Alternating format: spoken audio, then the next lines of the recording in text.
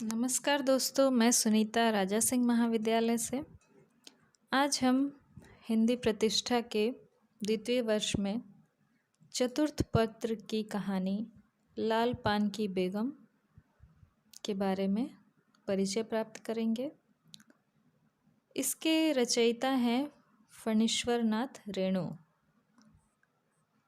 पहले भी मैंने बताया था कि किसी भी रचना को पढ़ने और समझने से पहले उसके रचनाकार के बारे में जानकारी होना अति आवश्यक है।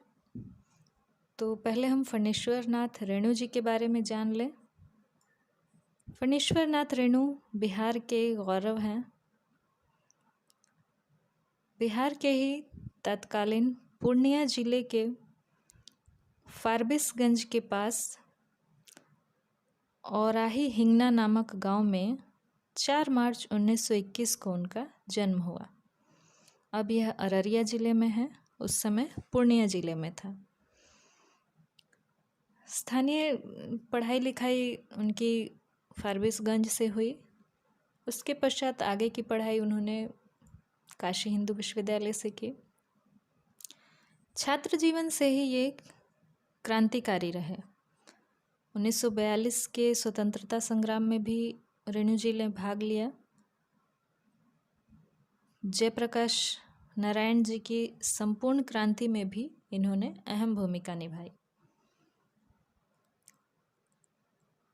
1952-53 के लगभग उसके पश्चात इनका झुकाव लेखन की तरफ हुआ। इनका सर्वप्रथम उपन्यास मैला आंचल 1954 में प्रकाशित हुआ और पहले ही उपन्यास ने इन्हें बहुत प्रसिद्ध कर दिया। इस तरह का हिंदी साहित्य में ये प्रथम आंचलिक उपन्यास माना जाता है। स्वतंत्रता के पश्चात अधिकतर लेखक जो थे वो शहरों की चर्चा कर रहे थे। भारत के लोग शहरों की तरफ आकर्षित थे, परंतु रेणु जी ने भारत के ग्रामीण क्षेत्रों के ग्रामीण अंचलों को अपने लेखन का विषय बनाया और आंचलिक उपन्यासकार के रूप में वो चर्चित हैं। इसके अतिरिक्त और इनके उपन्यास हैं पढ़ती परी कथा, पलटू बाबू रोड, कहानियाँ, कविताएं, रिपोर्टाज, इन्होंने बहुत कुछ लिखा है। कहानियों में प्रसिद्ध कहानियाँ हैं लाल पान की बेगम, जो हमारे पाठ्यक्रम में शामिल है, जिसके बारे में हम पढ़ेंगे अभी। इसके अतिरिक्त पंचलाइट, ठेस, संवदिया, नैना जोगिन, तीसरी कसम, पहलवान की ढोलक, ये सब महत्वपूर्ण इनकी प्रसिद्ध कहानियाँ हैं। सभी कहानियों में ग्रामीण क्षेत्र के यथार्थ, ग्रामीण अंचलों की खूबसूरती, बदसूरती, सभी को इन्होंने बहुत ही सरल और ग्रामीण भाषा में ही चित्रित किया है।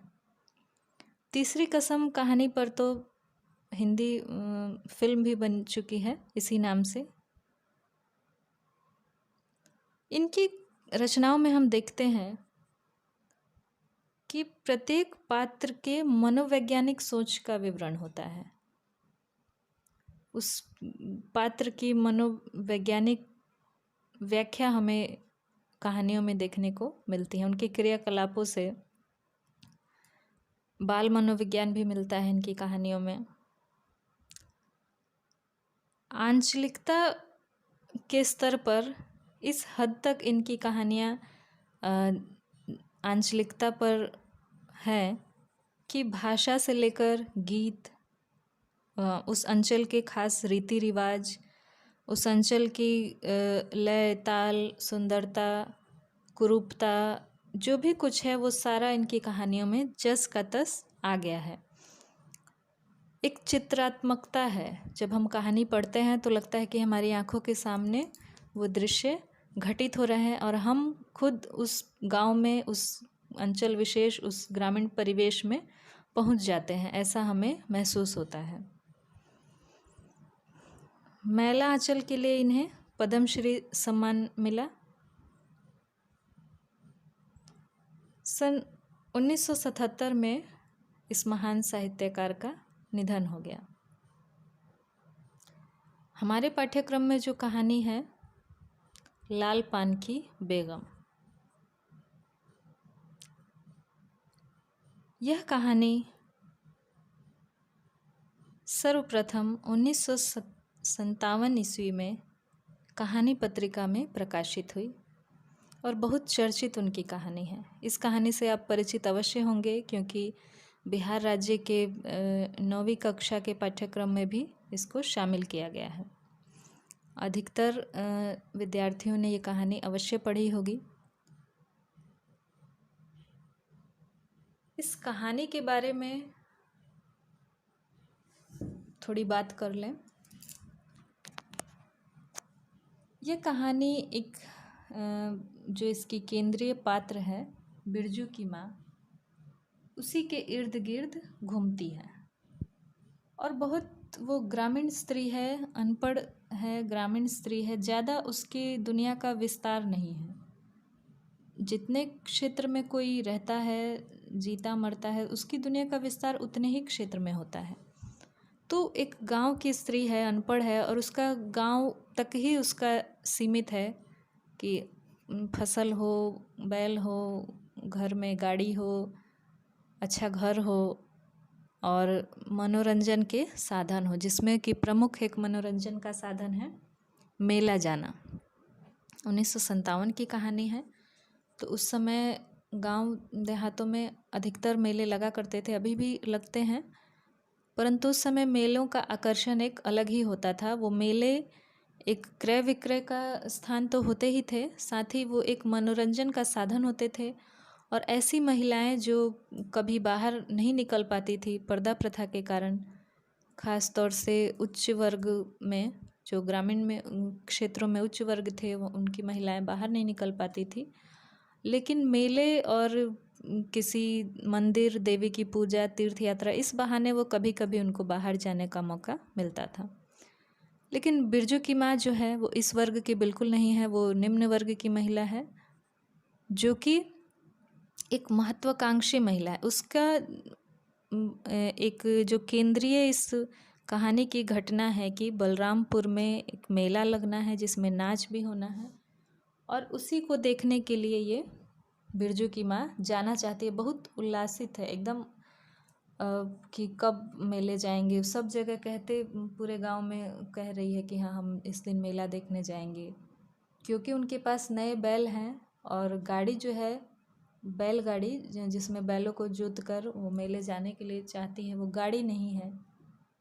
तो जो उनके पति हैं बिरजू के बप्पा, वो गाड़ी मांगने के लिए गए हैं और ये इधर जैसे जैसे शाम होती जाती है कैसे उसका मनोविज्ञान बदलता है और उसको चिढ़ होने लगती है कि क्यों नहीं गाड़ी लेकर आए, अब लगता है कि हम मेला नहीं जा पाएंगे। इस घटना और इस कहानी के साथ साथ बिरजू की माँ के साथ साथ अन्य भी पात्र हैं। मखनी फुआ है, जंगी की पतोहू है, उनके 2 बच्चे बिरजू और चंपिया। तो ये सभी पात्र ऐसे, मेले जाना एक मुख्य उस दिन का काम है कि आज मेला है, तो सभी उसकी तैयारी में लगे हैं। दोपहर से ही मेले जाने के लिए ये कपड़ा पहनेंगे, ये खाना लेकर जाएंगे, ये बनाएंगे। तो किस तरह का एक उत्सव जैसा माहौल है गांव में, वो हमें दिखाई देता है। गांव के जो रीति रिवाज हैं, जैसे एक दूसरे के घर से बर्तन मांग कर ले जाना, कढ़ाई जो पुआ पूड़ी तलने के लिए वो ले कर के मांग कर कोई ले गया है बिरजू की माँ की कढ़ाई। इसके साथ फिर किस तरह दुकानों पे भीड़ होती है मेले जाने वाले दिन, क्योंकि सभी के घर पकवान बन रहे होते हैं। इतने अमीर ये लोग हैं नहीं कि घर में सारी सामग्री इकट्ठी हो, तो जब पकवान बनाना होता है उसी समय ये उसकी सामग्री सभी लोग जाकर छोटी छोटी दुकानों से ख़रीदते हैं, जो मोहल्ले की दुकानें हैं। तो इस तरह से सारा उस गांव का वातावरण, पूरा परिवेश हमारी आंखों के सामने इस कहानी में आता है। किस तरह से फिर तू मैं होती है महिलाओं में, आपस के झगड़े टंटे, छोटी छोटी बातें, मनमुटाव और फिर एक हो जाना। गांव की महिलाएं जो हैं निश्चल हैं, ऊपर से बेशक वो लड़ाई झगड़ा करें, लेकिन फिर अंततः वो एक ही होती हैं, वैसी ही है हमारी ये लाल पान की बेगम बिरजू की माँ। इस वीडियो के अगले भाग में हम इस कहानी के विषय में चर्चा करेंगे। आज के लिए परिचय ही। धन्यवाद।